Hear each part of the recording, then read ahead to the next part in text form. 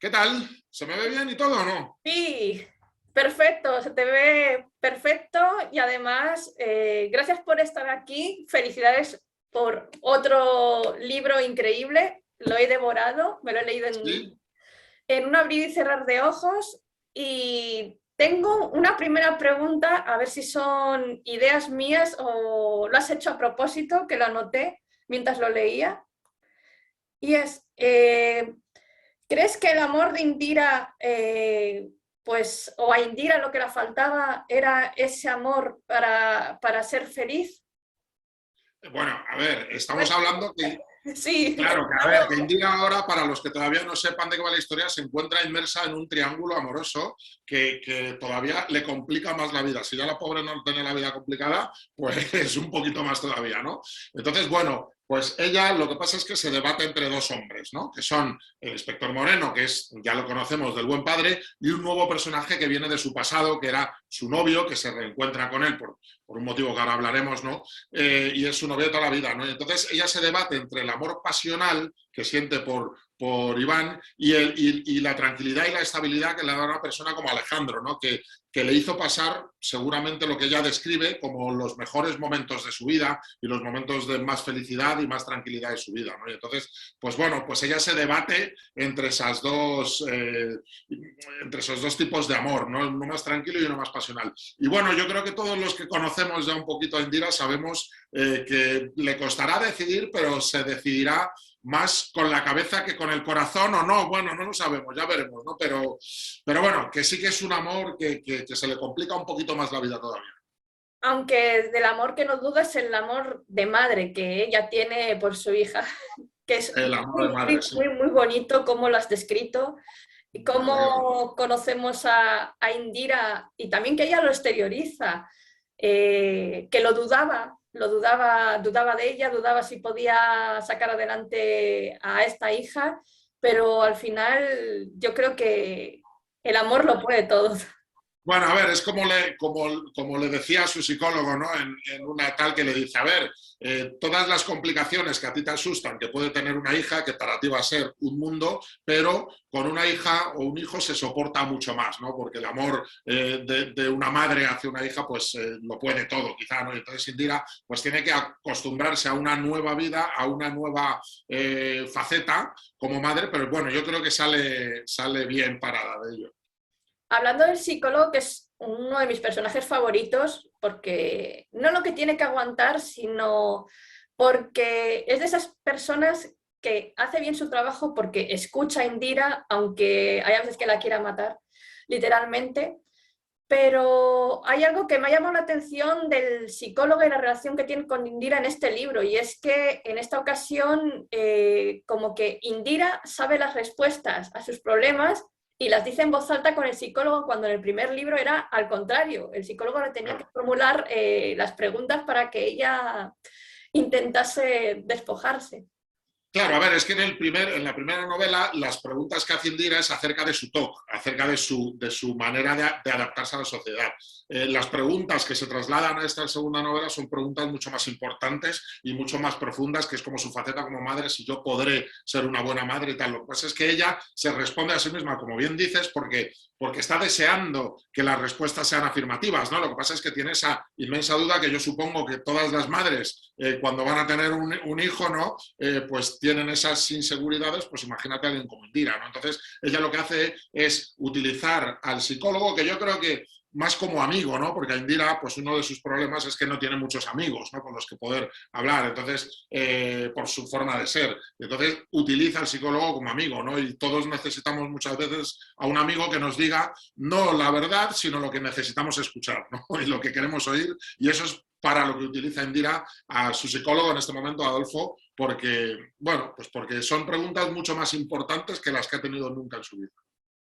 Hablando de estas preguntas, yo leyendo el libro y al finalizar, no sé si será una metáfora o algo que me he inventado yo en la cabeza, como un crucifijo, que es algo religioso, puede ser algo clave en algunos de estos personajes, pues que no creen, otros creen más, o sea, pero que sea un crucifijo el que haga saltar todo. Bueno, a ver, Porque lo no podemos contar mucho más porque hacemos spoiler, pero esas son las paradojas que a mí me gustan, ¿no? Y de los personajes, ¿no? Que muchas veces, pues, o los personajes son muy buenos y no tienen ninguna fisura, o son muy malos y tampoco la tienen, ¿no? Y entonces, pues, para mí, eso se quedan en personajes planos. A mí, como ya si me conoces de otras novelas, sabes que me gusta trabajar en los personajes, tanto en Talión como en El buen padre, como en Las otras niñas. Me gusta trabajar mucho en los personajes porque, aparte de que me divierte, creo que es absolutamente necesario que un escritor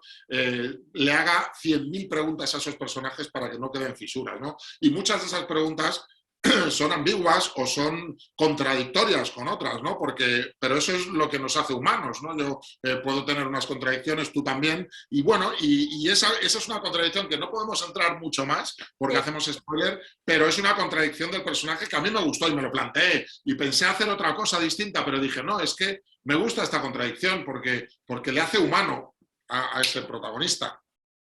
Y también otras contradicciones que es, según avancemos en la novela y según esta, otra vez Row libro, pero emocional y adictivo, saltemos de un país a otro, también utilizas métodos de ese país, o sea, como que también incluyes algo de ese país autóctono donde estamos leyendo que está ese personaje, para introducirlo en la novela, que es algo también que me llamó la atención. Cómo introducir los objetos de ese país típicos para hacer algo, pero para beneficio del personaje. Claro, bueno, a ver, una de las ventajas para mí que tiene la literatura sobre, por ejemplo, los guiones, que yo escribo guiones para cine y televisión, es que en los guiones tienes unas limitaciones presupuestarias que normalmente te hacen limitarte a cosas muy cercanas y que no te vuelvas loco y tal. Lo bueno de la literatura es que puedes contar lo que te dé la gana, puedes hacer uso de lo que te dé la gana, puedes irte a países donde te apetezca, puedes recorrer el mundo con esos personajes y el coste. Hombre, a ver, si después hubiese una adaptación ya habría un problema, pero claro, a la hora de relatarlo como novela, pues puedes hacer uso de todo eso, ¿no? Y entonces, evidentemente, si yo tengo un personaje en un país, pues qué mejor manera que rodearme de las cosas que hay en ese país en propio beneficio de la historia, ¿no? Entonces, yo no sé si te referías a eso, pero que es una posibilidad y una oportunidad y una libertad que pocas veces un guionista, ¿no? Tiene en su vida, y entonces como escritor pues tengo que aprovecharla, no puedo desperdiciarla y claro, me agarro a lo que sea para contar las historias más grandes y potentes que pueda. Hay un personaje que en la primera novela estaba en un segundo plano, estaba ahí, pero en esta has descrito una historia para ella, que es el personaje de Lucía, sin desvelar mucho. Te quería preguntar ¿cuál es la muerte, sin desvelar nada, que más crees que la va a costar a Lucía o realmente ella siente? Porque yo vi una forma de mirar a una muerte y una forma de mirar a otra, pero también me pregunté qué consecuencias reales va a tener en este personaje, porque nos dejas, a mí me dejaste cucú, o sea, sinceramente. Sí. ¿Cómo Bueno, puedo? a ver, es que no te puedo responder mucho, porque sería desvelar demasiado y yo quiero que la gente lo descubra, ¿no? Lo descubra siendo virgen esa historia, ¿no? Pero evidentemente, como tú dices, hay un antes y un después en Lucía Navarro, ¿no? La Lucía Navarro que conocimos en El buen padre, pues era una buena policía, una chica dispuesta, una chica guapa, se la describe como una chica guapa, pero sin ningún alarde de ningún tipo, no, una chica inteligente, buena policía, trabajadora, dispuesta y tal. Ocurre algo en su vida, en esta nueva novela, que todo lo trastoca absolutamente todo, y tiene que tomar una serie de decisiones que evidentemente bueno, son difíciles y que se ve impulsada para salir adelante. Pero bueno, que te digo que creo que esto lo tienen que descubrir los lectores porque creo que es una historia de la que yo estoy muy contento. A ver, evidentemente pasa a un segundo plano con el superhistorión, ¿no? Del que hablaremos ahora y de la polémica y de estas cosas que están pasando, pero bueno, yo creo que es una historia que es muy potente y que, como tú dices, tiene un desarrollo posterior. En caso de que la gente quiera una nueva entrega de Indira Ramos, que visto lo visto, cualquiera sabe, ¿no? Yo espero que sí, pero cualquiera sabe, pues evidentemente tendrá un protagonismo bastante fuerte. hablando de uno de los protagonistas de la historia, que es Sí, arquitecto, sí. y yo lo veo, el arquitecto, aunque esté en un segundo plano a veces, en un primer plano en otro, pero como una metáfora de lo que pasa con la vida de estos personajes, de todos, que están haciendo casa, están rehaciendo su vida, pero también se desmorona su vida en varios aspectos. ¿Lo has querido hacer un arquitecto o elegir esa profesión para que fuese una metáfora de...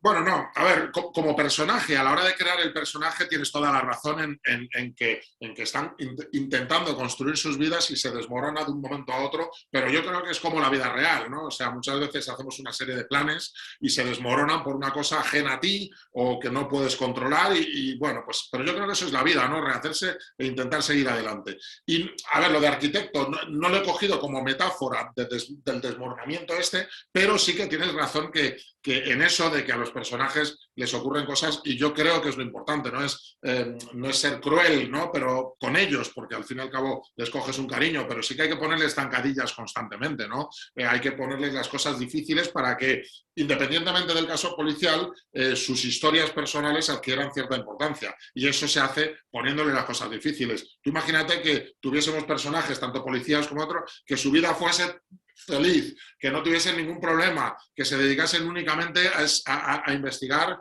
el caso policial, pero que cuando llegan a casa tienen una pareja estable, una felicidad absoluta, unos hijos maravillosos y ningún problema. Pues serían personajes a los que se les quitaría un poquito la esencia, que es lo que nos gusta también ver cómo afrontan los diferentes conflictos y los diferentes problemas que van teniendo. Y yo creo que eso es la salsa también de las historias personales, y eso ocurre tanto con el arquitecto, como con Indira, como con Iván, como con Lucía, como con todos los personajes que hay en las otras niñas.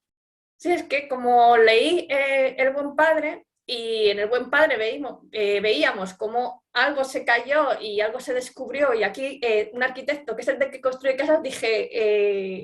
Bueno, no, o sea, no lo tomé así, pero está bien visto. Oye, a lo mejor, sí, a lo mejor lo utilizo a partir de ahora. Digo, fijaos la metáfora que dice, y es gracias a ti, que lo sepas. Cada vez que lo escuches ahora, cuando lo diga por ahí en entrevistas y tal, puedes decir, eso se lo dije yo, porque no tenía ni idea.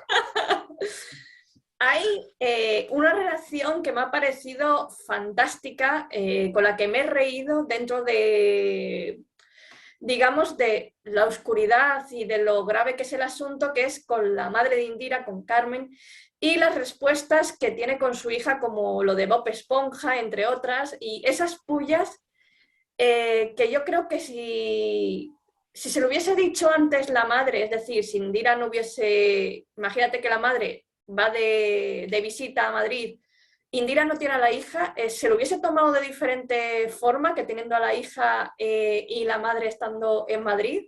Bueno, a Porque, ver, sí, a ver, en esta ocasión, Indira, bueno, como esto se explica más en El Buen Padre, ¿no? Pero porque es la presentación del personaje y donde la conocemos aquí, aunque siempre digo, estoy diciendo que es una novela que se puede leer independiente del Buen Padre, porque el caso policial es muy potente y es autoconclusivo también, pero los personajes traen un bagaje de otras historias, ¿no? Y entonces Indira es un personaje que lo contaba en El Buen Padre, que salió de su casa en Extremadura, apenas pudo hacerlo, ¿no? Para hacerse policía, porque quería huir también de lo que era ella, ¿no? De cómo se la consideraba, de la rara del lugar, la que todo el mundo la miraba y tal, y quería huir de ahí. Entonces, pues es un personaje que ha vuelto a su casa, a ver, que tiene un sí, gran cariño por sus padres, pero no se sentía a gusto ahí, prefería estar en el anonimato de Madrid. ¿Qué ocurre? Que ahora ya no tiene que pensar por ella misma, por ella sola, ya tiene que pensar en ella y en su hija.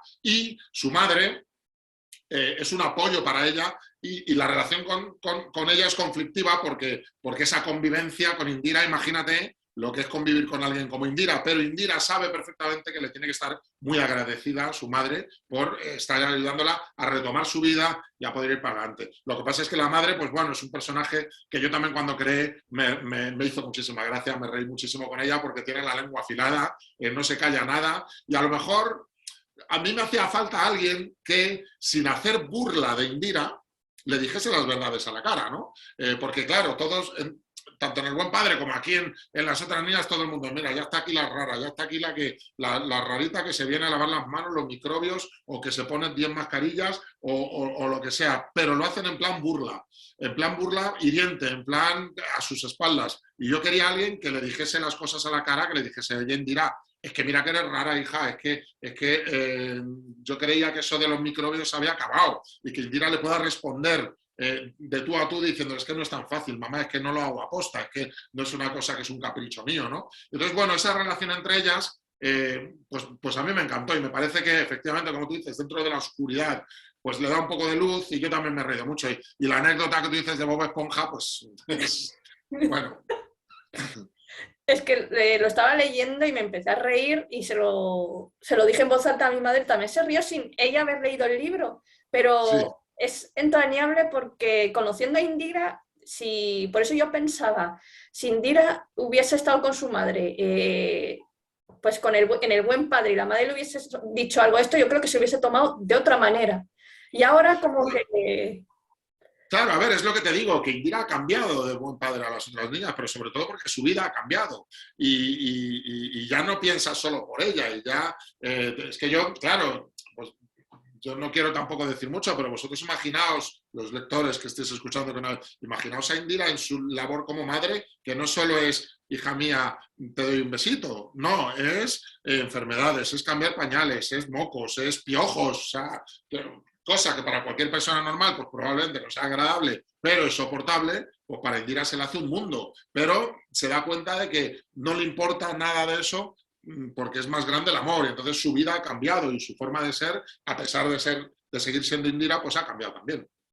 Otra de las cosas que me llamó la atención y es una de las preguntas así que te quería hacer, que es cuando se enteran de la detención de este personaje y le van a poner en libertad, hablas de dos bandos irreconciliables.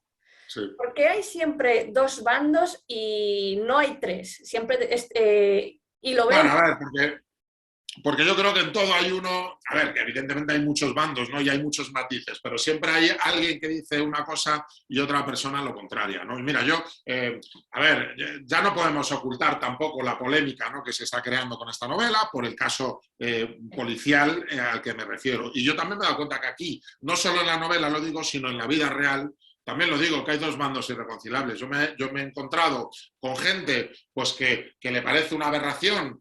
A ver, es cierto, tengo que aclarar que muchas de las personas que dicen que es una aberración o tal están falseando un poquito la verdad, porque tú te has leído la novela y yo no entro en descripciones de asesinatos de niñas, no. A ver, evidentemente, nombro un caso muy duro de nuestra historia, pero no entro a detallarlo precisamente porque yo no quise hacer sangre ni quise hacer eso. Pero bueno, pero hay gente que aún así puede decir, oye, pues no me gusta recordarlo y no quiero, lo entiendo, lo respeto y me parece bien. Y después hay otras personas que me he dado cuenta que se enfrentan directamente a ellos, claro, entonces son dos bandos irreconciliables también, ¿no?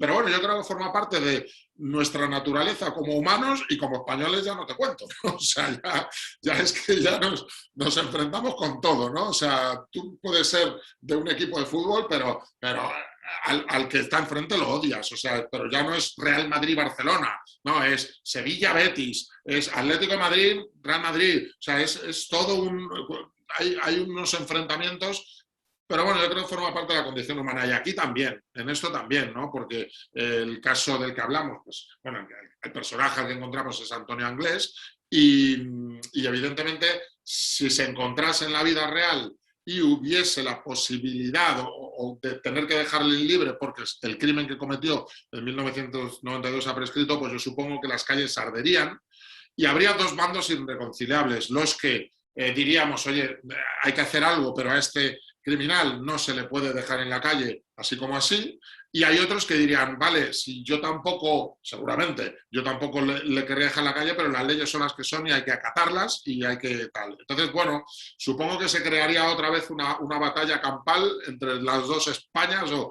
como lo quieras llamar, ¿no? Pero seguro que se volvería a crear mucha polémica. Otra de las cosas que me estaba dando cuenta es que con El Buen Padre, las voces que escuchábamos, que conocíamos, que sabíamos, estaban más cercanas en el tiempo que la de Antonio Anglés, cómo nos está contando su vida y todo lo que le ocurre.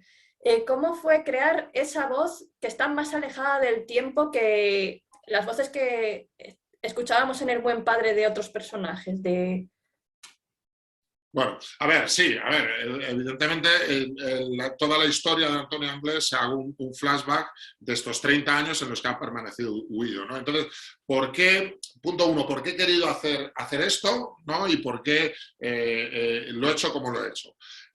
Partiendo de la base que es lo que he dicho, ¿no? Las otras niñas que se lleva la gente a equívoco no trata sobre el caso Alcácer, no reabro el caso Alcácer. El caso Alcácer es el detonante por el que este hombre huye, ¿vale? Y yo lo que cuento es su huida, ¿no? ¿Por qué? Pues porque a mí, yo soy de una generación que esto lo vivimos en directo, yo tenía 21 años cuando sucedió esto y justo el año anterior, creo que fue, o 2 años antes, se habían inaugurado las televisiones privadas, o sea, Telecinco y Antena 3, o sea que ya no era que antiguamente a muchos de vosotros que sois más jóvenes esto os sonará chino, pero yo cuando tenía 18 años había un canal que era Televisión Española y la 2, ¿vale? Y de repente empezaron a entrar pues Antena 3 y Telecinco.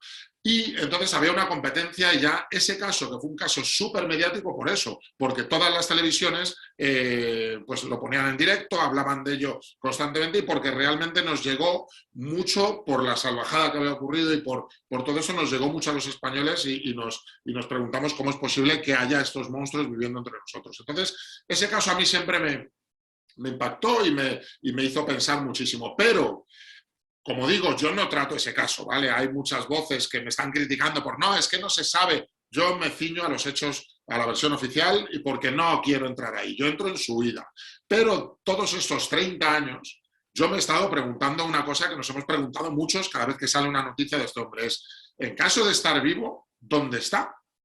Porque claro, es que cabe la posibilidad. A ver, la versión oficial dice que lo más seguro es que él muriese al saltar de un barco en Irlanda, ¿vale? Esa es la versión oficial. Y yo puedo estar de acuerdo con esa versión, pero nunca se encontró el cadáver. Por lo tanto, en mayor o menor medida cabe una posibilidad también de que llegase a las rocas y huyese y a día de hoy siguiese vivo y siguiese entre nosotros, ¿vale? Y eso era lo que yo quería explorar. Y claro, pero porque siempre me lo he preguntado, ¿no? Y claro, y al explorar esa historia me tengo que ir, como tú dices, lejos en el tiempo, porque estoy hablando de 1993, que es cuando los crímenes suceden en el 92, pero cuando él huye es en 1993, en marzo. Entonces, bueno, me tengo que ir atrás y lo que relato es su periplo ficticio totalmente, porque como te digo, nadie sabe si vive o no vive, si murió en las aguas o sobrevivió, nadie tiene ni la más remota idea. Pero yo, pues de manera ficticia, pues he hecho ese recorrido por el mundo de ese Antonio Anglés, que bueno, lo quería hacer, pero sobre todo para responder a esa pregunta que creo que nos hemos hecho muchísimas personas a lo largo de todos estos años, que es ¿dónde está? Algo que me gusta mucho de tus novelas es que juegas con el tiempo y lo haces como una cuenta atrás. En una Claro. cuenta atrás en el que el lector está al borde del ataque de nervios, los personajes también, porque en El Buen Padre ocurría, aquí las otras niñas también. ¿Cómo es jugar con ese tiempo, con los personajes y también con el lector? ¿Cómo lo haces? Porque siempre es un contrarreloj que es brutal. Que es lo que Bueno, a ver, yo creo que esto tiene que ser un diálogo entre el escritor y los lectores, ¿no? Y no es solo para mí, vamos, hay gente que no hace ninguna cuenta atrás, ni tiene tal, y lo hace maravilloso todo, y es fantástico. Pero a mí me gusta mucho jugar con esa necesidad de leer, y a mí hay una cosa que me fastidia mucho por una parte y me alegro muchísimo por otra, es cuando alguien me dice, me he leído el libro en un día, ¿no? O 2 días, o 3 días, que dices, qué maravilloso, porque eso significa que te ha atrapado y que has estado leyendo, pero por otra parte dices, jolín, yo me he tirado un año escribiéndolo para que tú te lo leas en 3 días. Pero claro, evidentemente es un piropo y me encanta que la gente me lo diga. Pero eso yo creo que se consigue también involucrando a los lectores en la propia historia, ¿no? Y la cuenta atrás de las otras niñas consiste en que encuentran a Antonio Anglés a día de hoy, le detienen y la historia, que también es ficticia, pero tiene visos de realidad, es que es probable que el caso hubiese prescrito, ¿vale? Según la jueza ahora mismo de Alcira, que es la que lleva la instrucción de este caso, no prescribe hasta 2029, pero es cierto que yo he hablado con abogados y con jueces y me dicen que si fuese en la vida real, ese abogado de Anglés alegaría que ha prescrito y recurriría al Constitucional, al Supremo, al Constitucional, al Supremo o a cualquier sitio, o al europeo, y en algún momento alguien le daría la razón, ¿no? Y bueno, eso es lo que existe en esa trama, y entonces, como cabe la posibilidad de que haya que soltarlo, Indira e Iván necesitan encontrar un crimen que haya cometido posteriormente al de 1992 que no haya prescrito, porque ellos están seguros de que un asesino como él ha tenido que volver a matar, ¿no? Y entonces, claro, pero tienen una cuenta atrás, porque el juez dice, oye, yo puedo retenerle por un tiempo, pero es que la ley lo que me dice es que como puede haber prescrito este crimen, a este tío hay que soltarlo. Entonces tenéis unas semanas para encontrar algo por lo que encerrarle para siempre, ¿vale? Y entonces tienes esa cuenta atrás, porque vas viendo que no es tan sencillo como ellos creen y que poco a poco se acerca pues la fecha en la que hay que soltarle. Y yo creo que esa cuenta atrás es lo que provoca el enganche que me dice la gente de me he enganchado, estoy enganchado y tal, porque necesitas saber. Y a mí como lector eso me encanta. Entonces, pues como escritor lo tengo que intentar. Que eso no significa que en mi siguiente novela, por ejemplo, también haya una cuenta atrás, ¿no? Pero bueno, puede que sí, ya la estoy pergeñando y tengo una cuenta atrás que me encanta. Y bueno, y hay que... Bueno, es una manera, por lo menos en esta serie de Indira Ramos, pues es una característica y bueno, y la aprovecharé. Después a lo mejor en otras novelas ya nunca más lo haré, ¿no? Pero bueno, ahora me gusta hacerlo. Otra de las cosas que me llama la atención, y no sé si lo habrás hecho adrede, que es cuando Anglés está en prisión, encontramos colombianos, personas del este. ¿Has querido hacer un guiño a los personajes del Buen Padre, a los colombianos de Walter y...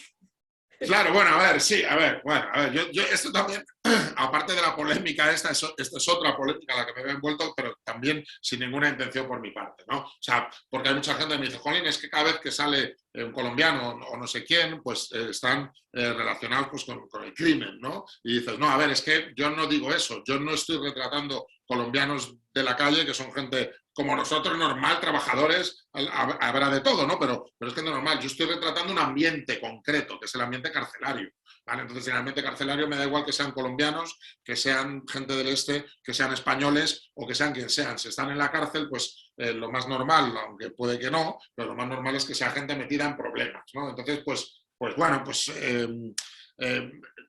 yo no es que haga un guiño allí, sino que en el momento en que te introduces en el ambiente carcelario, pues te encuentras pues, con 100.000 nacionalidades distintas y grupos mafiosos, por así llamarlo, que son los que operan ahí dentro y se juntan pues, en españoles, en colombianos, en asiáticos o en lo que sea, ¿no? Pero bueno, que no es un guiño, es que retrato dentro de lo posible la realidad que hay. Indira Ramos siempre la pillo leyendo un libro, pero que nunca acaba. Sí, Siempre deja sí, medias. sí. ¿Cuál es ese libro que está leyendo ahora que Bueno, siempre le ha quedado a medias? sí, no sé, siempre, no, pero sí, a mí, mira, a mí me da mucha rabia una cosa, y es verdad, es que nadie me había dicho esto, fíjate, pero tú me lo dices y me hace ilusión, ¿no? Que me lo digas. A ver, a mí me da mucha rabia que yo en mi vida normal, pues como tú, estoy seguro, y como muchos de los que nos escuchan, pues cuando en nuestra vida normal, pues cuando tenemos un ratito leemos un libro, ¿no? Pues porque nos gusta, porque somos lectores y porque encontramos en las lecturas y tal. Pero, y siempre me da mucha rabia que los personajes que escribimos nunca les ponemos leyendo. Si te fijas, si somos nosotros los mejores, los máximos lectores, entonces yo siempre lo pienso, digo, es que no pongo nunca a mis personajes leyendo cuando deberíamos hacerlo, ¿no? Para incitar a la lectura o yo qué sé. Y entonces pues siempre lo pienso. Lo que pasa es que te encuentras en la vorágine de acontecimientos que es muy difícil que una persona como Indira, metida en este crimen, en esta historia policial, en esta cuenta atrás, encuentre un rato de sosiego para ponerse a leer, ¿no? Claro, entonces es comprensible en ese sentido, que normalmente los personajes que tenemos están pues, metidos y sobre todo, como tú has dicho, en una cuenta atrás, que es imposible que se paren a leer. Indira lo intenta porque le gusta leer, pero evidentemente tiene problemas pues, con Iván, tiene problemas con su ex, tiene problemas con su hija, tiene problemas con su madre, tiene problemas con su caso, tiene problemas con un montón de cosas y lo intenta, pero se da cuenta de que ha leído 3 veces la misma página y no se ha enterado de nada, ¿no? Pero bueno, yo creo que eso también nos pasa muchas veces a nosotros. Yo hay veces que tengo la cabeza en otro lado, estoy leyendo un libro y de repente me paro y digo, no me he enterado absolutamente nada de lo que he leído, no por el libro, sino porque no estoy yo en situación ni en circunstancias, ni tengo la cabeza despejada como para ponerme a leer. Entonces, bueno, Indira es que, claro, es muy difícil que se centre porque siempre está metida en muchísimos problemas, pero prometo seguir poniéndola en todas mis novelas, intentando por lo menos leer, ¿no? Que es lo que intentamos todos.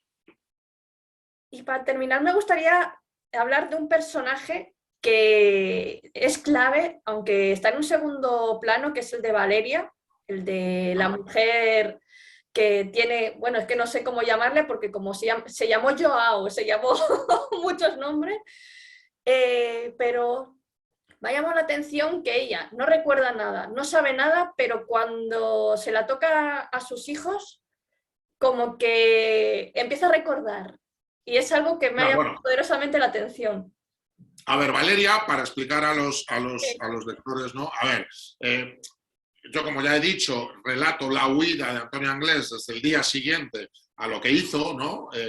Y entonces, dentro de esa huida, hasta llegar a Lisboa, al barco en el que se sube de Polizón y que salta, es real o al menos, aunque haya mucha gente que cuestione que hay realidad o no, pero al menos es la versión oficial, ¿vale?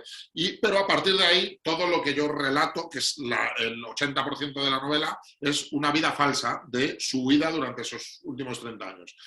Y es un personaje que evoluciona, o sea, empieza siendo un macarra callejero, un delincuente de baja estofa, sin cultura, adicto a los calmantes, a los tranquilizantes, sin educación, sin escrúpulos y sin absolutamente nada, y se encuentra por circunstancias que tampoco vamos a contar, pero hay una evolución, ¿no? Y entonces aprende a hablar inglés, aprende educación, aprende a leer en el sentido de no leer, pero sí leer libros y aprende a pensar, que también hay una frase que digo que quien le enseña todo eso no se da cuenta de que le está dando gasolina a un pirómano, ¿no? Porque le está enseñando a pensar y a no ser tan impulsivo, sino a hacer las cosas más calmado y pensar. Y dentro de esa evolución como personaje, él se da cuenta de cómo es e intenta no serlo. Lo que pasa es que su naturaleza le empuja a ello, ¿no? Pero dentro de ese intento de ser una persona normal hay varios intentos y uno de ellos es intentar enamorarse o conocer a una persona con la que compartir su vida. Y es aquí donde entra Valeria,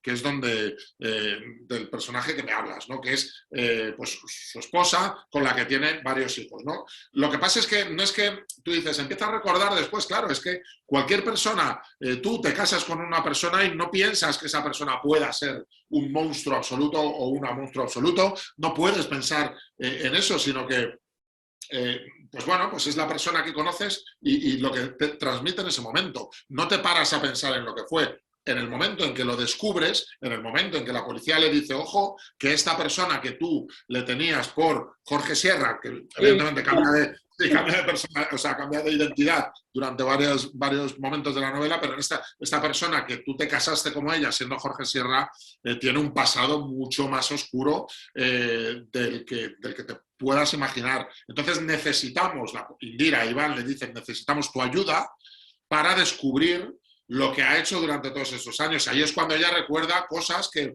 en otro momento no le ha dado ninguna importancia, como, yo qué sé, ¿alguna vez te ha hablado de que ha estado en algún país? Pues sí, pues ella dice, pues sí, me habló de eso, yo no le di ninguna importancia porque podía haber estado pues como cualquier persona normal, pero ahora ya adquiere una importancia y se acuerda de cosas que en su momento pues nunca pensó que tuvieran importancia y ahora sí las relaciona, ¿no? Atacabos. Entonces, bueno, es un personaje que yo creo que es un poquito todos nosotros y lo que me gusta a mí, que nos pongamos en su lugar como diciendo, ojo, que por desgracia, esto que voy a decir suena fuerte, pero es cierto, que muchas veces no nos damos cuenta de quién tenemos al lado, o no, a ver, es más difícil eso, porque terminas conociendo a las personas y las personas es difícil que se oculten tanto, pero no sabemos quién tenemos en la puerta de al lado, de casa. O sea, claro, esa persona que te saluda amablemente por las mañanas cuando te vas a trabajar y tal, puede ser cualquier cosa. O sea, es que ¿cuántas veces no hemos escuchado en telediarios y en informativos alguien que ha cometido un crimen y no sé qué, y los vecinos diciendo, pero si era una persona súper amabilísima, era una persona encantadora, parecía un santo varón o tal, y dices, pues fíjate el monstruo que ocultaba dentro. Y bueno, y esto es lo que le pasa a Valeria, ¿no? También, que para ella pues era una persona normal y hasta que descubre todo lo que ha hecho. Sí, y además es un personaje que a mí me gustó mucho, que fuese un personaje de otro país, que no haya vivido lo que Claro, vivió, ella no esté concienciada, pero en el momento que todo explota, empieza a tomar conciencia también, que tiene dos claro. hijos, que, o sea... Claro, a ver, ella es una mujer argentina, pues que cuando, por circunstancias de la novela, se trasladan a Madrid, pues ella no tiene ni idea de qué es aquello que sucedió en 1992, porque es una persona de fuera, pues no tiene absolutamente ni idea, pero cuando salta por los aires todo y lo descubre, pues se horroriza como nos horrorizamos todos, ¿no? O sea, toma conciencia de, Dios mío, qué horror ha sido capaz de cometer esta persona que yo tenía por un hombre que me quería y que quería a sus hijos y demás. Entonces, su principal objetivo desde ese momento es proteger a sus hijos que no tienen culpa tampoco de eso, ¿no? Porque tú imagínate también unos hijos que descubren eso de su padre. Pues es horroroso, ¿no? Pero que podría suceder. Si es que mira, el otro día me encontré una noticia increíble, o sea, no tiene nada que ver, pero te la cuento, una noticia increíble que me sorprendió, que dices, Dios mío, es que la realidad supera la ficción muchas veces. Pues resulta que a través de Google Street, ¿sabes? Del coche este que va pues con las cámaras haciendo las fotos Sí. para tal, pues la policía descubre que en una esquina de Galapagar, en una frutería, descubre a una persona charlando con otra y por no sé qué motivos, o sea, habría que investigar un poco más, pero no sé qué motivos, se detienen en ella y encuentran a un mafioso italiano fugado desde 1900 o desde hace 20 años, que se había fugado de Italia, era un mafioso condenado por asesinato, no sé qué, que estuvo en la cárcel, se fugó de la cárcel y desde entonces, desde hace 10 años o 15 años, estaba en paradero desconocido, nadie sabía absolutamente nada de él, tenía una identidad falsa, había puesto una frutería en Galapagar, o sea, aquí en Madrid, a nada, y a través de Google Street, de casualidad, lo encuentran. O sea, yo estoy seguro de que, o sea, que esas cosas suceden. O sea, las personas con las que se relacionaba, que le compraban la fruta, que le tenían por una persona encantadora seguramente y que se van a tomar el café, no se imaginan que en su anterior vida era un mafioso que asesinaba, que hacía un montón de cosas, que estaba condenado a perpetuidad. O sea, tú fíjate, no era un angelito. Y ocurrió en la vida real hace nada. Entonces, pues ¿cuántas más personas hay a nuestro alrededor que no sabemos que tienen una vida detrás que no conocemos? ¿No? Eso es lo que yo quería retratar también. Pero que esto, tú fíjate que esto que te digo de... Perdóname, que es que se me ha... Nada. Esto que te digo de este caso, tú lo cuentas en una historia, en un libro, y la gente seguramente te diga, anda ya, o sea, no me lo creo, qué casualidad es esta, ¿no? Otra, para finalizar, me gustaría preguntar, ¿crees que las personas olvidamos, somos de olvidar porque vemos al personaje de Anglés en su viaje por distintos países? Al principio está todo muy reciente, me parece que le reconocen, ¿no? En ciertos momentos le reconocen, pero ya pasado unos años como que ya la gente se ha olvidado.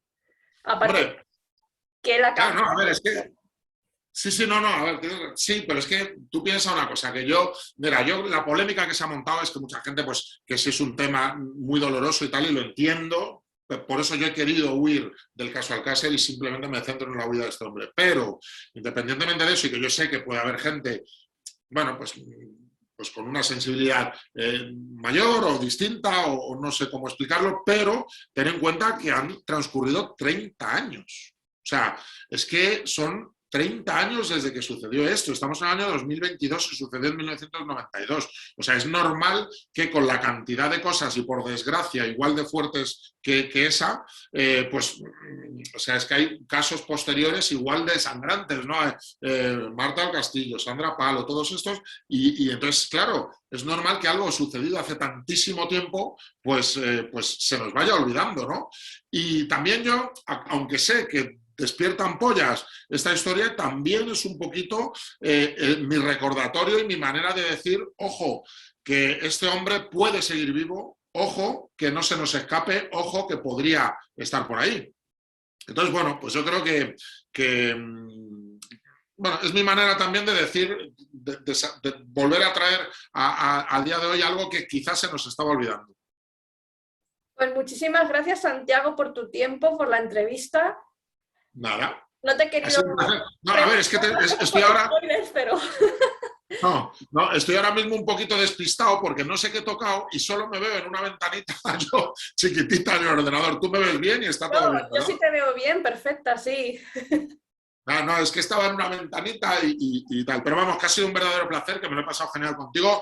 Te agradezco la oportunidad de explicarme, ¿no? Pues sobre todo de salir al paso de estas polémicas o tal, y te lo agradezco de verdad, y sobre todísimo, que me alegro muchísimo de que te haya gustado la novela y que te haya hecho pasar un buen rato, aunque sea dura y Sí. aunque no, pues, pero que te haya hecho pasar un buen rato. Para mí ese era mi objetivo, por lo tanto, si lo he conseguido, pues soy feliz. Sí, y además con creces, y de verdad que es una segunda continuación maravillosa.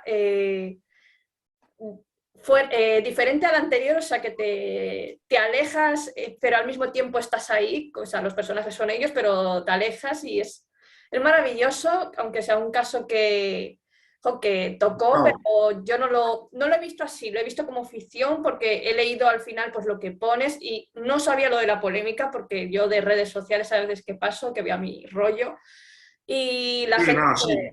Pero sobre todo la polémica se ha causado porque ha habido una persona que ha dicho que yo entro a describir los asesinatos de las niñas, que los entro a detallar, que no sé qué. Y es que, claro, yo procuro no entrar en estas cosas, y mis editores y mi gente me han dicho no te metas porque no merece la pena, ¿no? Pero es verdad que te da mucha rabia cuando escuchas algo que es mentira, ¿no? Tú lo has leído, Sí. Y sabes que yo expongo el secuestro de las niñas, sí lo digo el secuestro de las niñas, pero a la hora de lo que ocurrió, o sea, es en 2 páginas, porque necesito poner en antecedentes a los lectores sobre por qué esa persona es el mayor monstruo, pero corto ahí alguna elipsis porque yo no he querido describirlos, ¿no? Porque no me aportaban nada y tampoco me resultaba agradable. Entonces, y que se diga de repente, que leas que no, que sí se han descrito y con detalles y morbosos y no sé qué, dices, jolín, es que no es cierto. Entonces, pues sé que me debería callar y que no debería entrar en esas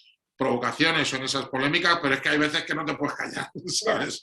Es imposible. Y sobre todo cuando estás hablando de un trabajo que bueno, pues un trabajo de mucho tiempo, y yo sé que el trabajo de escritor estás expuesto y la gente tiene todo el derecho a opinar, pero a opinar con conocimiento de causa y sobre todo sin falsear las cosas, ¿no? Si a alguien no le ha gustado, pues mira, lo siento muchísimo, de verdad que el primer perjudicado y el que más lo siente soy yo, pero bueno, en fin, que no quiero extenderme más con esto, pero esa ha sido la polémica, ¿no? Y yo lo que quiero es que la gente lo lea y se forme su propia opinión, y a partir de ahí podemos hablar todos. Pues muchísimas gracias, Santiago, espero verte pronto en la presentación de Madrid, de la FNAC, que sé que la tienes en nada. Sí. El día 27, y me la hace César Pérez Gellida, que, pues fíjate, estoy encantado. Después ya, es que tú fíjate la suerte que estoy teniendo de buenos amigos, buenos escritores que me están apoyando y que me van a ayudar. Pues fíjate, César Pérez Gellida, Miquel Santiago, Ivonne Martín, Inés Plana. Hay un montón de ellos que me van a apoyar en diferentes ciudades, que van a hacer la presentación con ellos, y que bueno, eso también es muy satisfactorio, ¿no? Ver que tus compañeros están ahí, pues para mí pues es una maravilla, y es pues estoy viviendo un momento muy feliz en el sentido profesional, también personal, pero en el sentido profesional estoy viviendo un momento muy feliz. Pues encantada, Santiago, un abrazo enorme a la distancia y mil gracias por la entrevista, de verdad. Pues mil gracias a ti, me lo he pasado genial.